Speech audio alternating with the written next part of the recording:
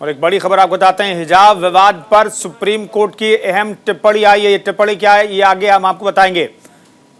हिजाब विवाद पर सुप्रीम कोर्ट ने अहम टिप्पणी की है। हिजाब विवाद पर आज फैसले का दिन है। हिजाब विवाद पर दोनों जजों की राय एक नहीं है, फिलहाल ये जानकारी मिल रही है।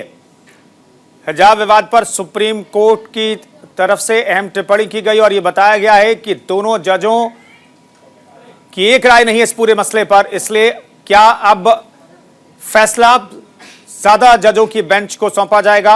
संवैधानिक बेंच इस पूरे मामले में सुनवाई करेगी? ये तमाम अहम सवाल हैं जिसका जवाब मिलना भी बाकी है। हिजाब विवाद पर सुप्रीम कोर्ट की अहम टिप्पणी, इस वक्त की बड़ी खबर आपको बता रहे हैं। हिजाब विवाद पर दोनों जजों की राय एक नहीं है, फिलहाल ये जानकारी मिल रही है। हिजाब विवाद पर सुप्रीम कोर्ट की अहम टिप्पणी सामने आ रही है। जो जानकारी मिल रही है उसके मुताबिक ये बताया जा रहा है कि जो दोनों जज हैं इस मामले की सुनवाई कर रहे थे, उनकी एक राय नहीं है। हिजाब विवाद पर सुप्रीम कोर्ट की अहम टिप्पणी और इन सब के बीच दोनों जजों की एक राय नहीं है, यह जानकारी मिल रही है। हिजाब विवाद पर दोनों जजों की एक राय नहीं बन पाई है। जस्टिस गुप्ता ने याचिका को नहीं किया है मंजूर, यह फिलहाल जानकारी मिल रही है। हिजाब विवाद पर सुप्रीम कोर्ट की तरफ से यह अहम दिन था। आज सुनवाई के बाद उम्मीद की जा रही थी कि आज फैसला इस मसले पर आएगा, लेकिन दोनों जज जो हैं वो इस मसले पर एक राय नहीं है। जस्टिस गुप्ता ने इस याचिका को नामंजूर कर दिया है। ये पिछले साल ही अक्टूबर की कुछ इस तरह की तस्वीरें सामने आई थी, जिसके बाद हिजाब पहन करके क्या छात्र कॉलेज या स्कूल जा सकते हैं या नहीं जा सकते हैं, इस पर तमाम विवाद सामने आया था। राजनीतिक आरोप प्रत्यारोप का दौर देखने को मिला था और इन सब के बीच जब कर्नाटक हाईकोर्ट में मामला पहुंचा तो वहां पर हिजाब नहीं पहन के जाने का आदेश दिया। हाईकोर्ट ने कहा कि शिक्षण संस्थानों में हिजाब पहन के जाना सही नहीं है, जहां पर ड्रेस कोड लागू है। फिर इस पूरे मामले की सुनवाई जो है अब सुप्रीम कोर्ट में हो रही थी और फिलहाल जो जानकारी है उसके मुताबिक दो जजों की बेंच जो मामले की सुनवाई कर रही थी उसमें एक राय नहीं बनी है। हिजाब विवाद पर सुप्रीम कोर्ट से जुड़ी हुई इस वक्त की बड़ी खबर आ रही है। हिजाब विवाद पर दोनों जज एक राय नहीं रखते हैं और उनमें से एक जज जस्टिस गुप्ता ने याचिका को नामंजूर कर दिया है।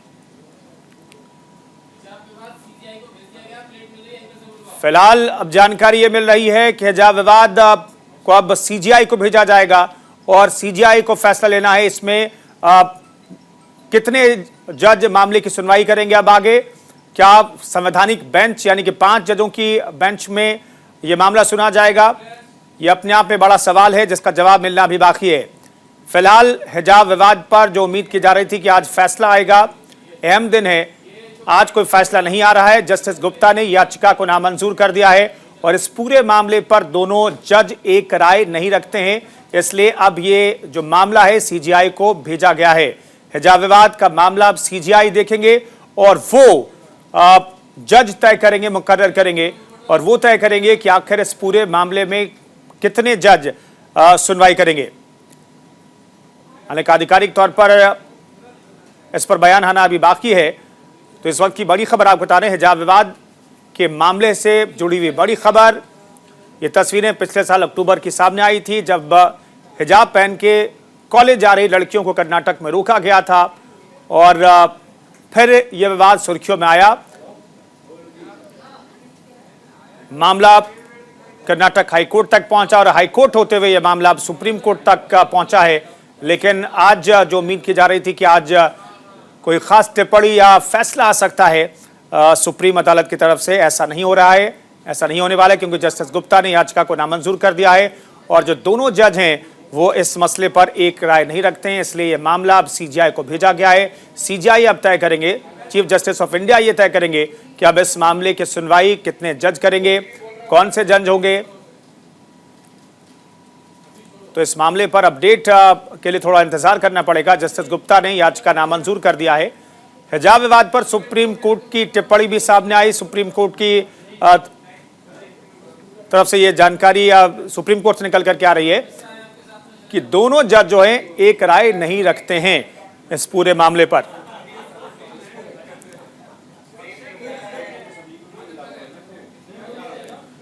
जस्टिस गुप्ता ने याचिका को नामंजूर कर दिया है। हिजाब विवाद पर सुप्रीम कोर्ट का अहम फैसला। अब यह मामला सीजीआई को भेजा जाएगा।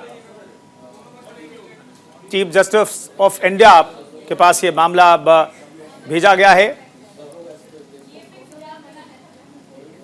संवाददाता गौरव हमारे सहयोगी इस खबर पर बातचीत करने के लिए दिल्ली जुड़ रहे हैं। गौरव, क्या हुआ है सुप्रीम कोर्ट में और अब यह मामला कहा जा रहा है कि सीजीआई को भेज दिया गया है, इसका मतलब क्या है? बिल्कुल, देखिए, अगर बात करें हिजाब विवाद पे, लगातार सुप्रीम कोर्ट में जो सुनवाई थी वो चल रही थी। लगातार 10 दिनों तक इन दोनों ही पक्षों की अगर हम बात करें तो सुप्रीम कोर्ट इस मामले पर सुनवाई कर रहा था। लिहाजा अब सुप्रीम कोर्ट में जो आज इस पूरे मामले पर फैसला सुनाना था, अगर बात करें दोनों जजेस की, तो दोनों जजेस की जो राय थी इस फैसले पर अलग अलग थी। और अक्सर ऐसे केसेस में देखा जाता है कि अगर फैसलों पर राय अलग अलग हो तो उसको फिर सीजीआई के पास ट्रांसफर किया जाता है, यानी कि बड़ी बेंच के पास ये फैसला जो है वो ट्रांसफर कर दिया जाता है। और इसमें अभी जो तत्काल जानकारी हमें मिल पा रही है वो यही है कि इस पूरे मामले में सुप्रीम कोर्ट में जो सुनवाई आज हो रही थी, जिस पर आज हिजाब विवाद पर फैसला आना था, अब ये मामला 3 जजेस की जो बेंच है उसको ट्रांसफर कर दिया गया है। और ऐसे और भी मामले हुए, आपको ध्यान हो सबरीमाला केस में भी इसी तरीके का मसला था जिसको ट्रांसफर कर दिया गया था। और ऐसे मामलों में सबसे बड़ी बात ये होती है कि अब देखना होगा कि सुनवाई का नंबर कब आता है। ये होती है कि अब देखना होगा कि सुनवाई का नंबर कब आता है, कब इस पूरे प्रकरण को सुना जाता है, क्योंकि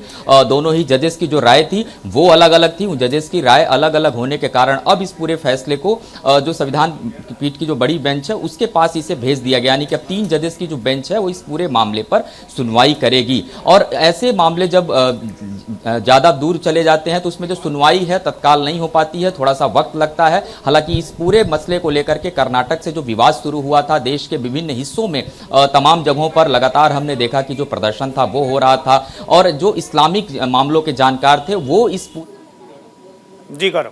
Then they have ultimately they go to the school, so it's very important for the girl child to have her education. So he has emphasized on the education of the girl. He has emphasized on her choice, and he has depended on the Bijoy manual judgment, which has upheld this practice where a lady can put whatever covering. I appeared. One of the petitioner was Charanjit Kaur, in which she was a Sikh lady. She was saying that when I have this choice, then other girls and other ladies and other ladies from the various communities, they should have all this choice also to cover their heads while they are going to schools or wherever or which place they are going to. So my name is Aftab Ali Khan. Thank you very much. So we just This ultimately has been referred to the CJI for constitution of the larger bench. आज का judgement, आज का जो judgement था हिजाब का, बहुत दिन से जिसके ऊपर इंतजार था, वो आज जज ने कोर्ट ने प्रोनाउंस कर दिया है और इसके अंदर स्प्लिट जजमेंट आया है। इसमें ऑनरेबल जस्टिस हेमंत गुप्ता साहब ने उसको जो है अपील को जो है उन्होंने डिसमिस करा है और जीओ वगैरह जो थे कर्नाटका गवर्नमेंट के उसको अपहेल्ड करा है। लेकिन justice Gulia honourable justice Gulia ने डिफरेंट व्यू लिया है इसके अंदर, इस मैटर के अंदर, और उन्होंने इस मैटर के अंदर उसको अपील्स को अलाउ करा है और उन्होंने 3 चॉइसेस के ऊपर, 3 पॉइंट्स के ऊपर इसको मेन एम्फेसिस दिया है। उन्होंने एक तो बिजॉय मैनुअल का जो जजमेंट है सुप्रीम कोर्ट का, उस पर रेफर करा है और उसके बाद उन्होंने ये जो चॉइस है, जो अपना सिर के ऊपर किसी को हिजाब रखना है या किसी को कवर करना है, ये लेडी का अपना चॉइस है, तो इस पॉइंट के ऊपर भी उन्होंने एम्फेसिस दिया है। और तीसरा पॉइंट जो इंपॉर्टेंट उन्होंने बोला है कि जो बच्चों की तालीम और एजुकेशन का मामला है वो बड़ा इंपॉर्टेंट है और बच्चों की तालीम के लिए हमें ऐसा कोई काम या ऐसी कोई चीज़ जिसमें उनकी एजुकेशन के ऊपर रुकावट आए तो उस चीज़ का उन्होंने एम्फेसिस दिया है कि ऐसा कोई काम जो है उसके खिलाफ है, बच्चे की एजुकेशन के खिलाफ है। कोर्ट ने इस मैटर को अब आगे के लिए रेफर कर दिया है, वो उसके अंदर अब लार्जर बेंच के लिए रेफर करने के लिए उन्होंने आगे भेज दिया है इसको, बिकॉज ये एक स्प्लिट जजमेंट है तो आगे ये डिफरेंट बेंच अब आगे इसको सुनेगी। सर एक बार अपना नाम भी बोल दीजिए। मेरा नाम Aftab Ali Khan.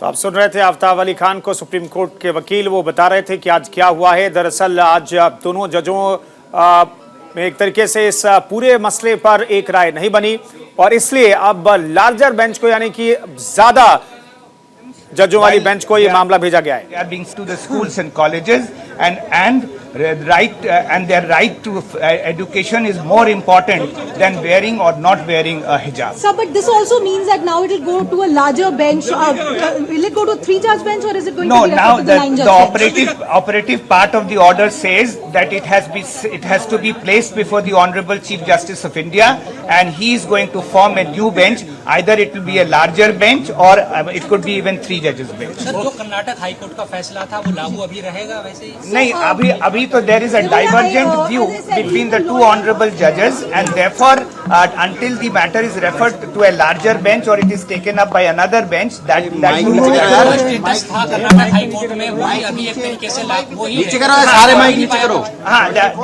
there is a divergent views expressed by the 2 honorable judges, and therefore the matter has to be sent to a larger bench or to another bench.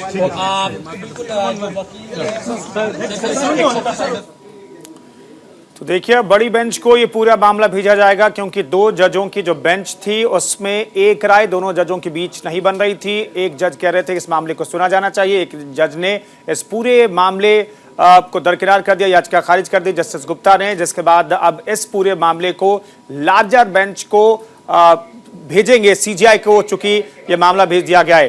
गौरव, अब थोड़ा इंतजार करना पड़ेगा, सीजीआई तय करेंगे कि 3 जजों की बेंच पूरे मामले की सुनवाई करे या फिर संवैधानिक पीठ यानी कि 5 जजों की बेंच अब इस पूरे मामले की सुनवाई करे।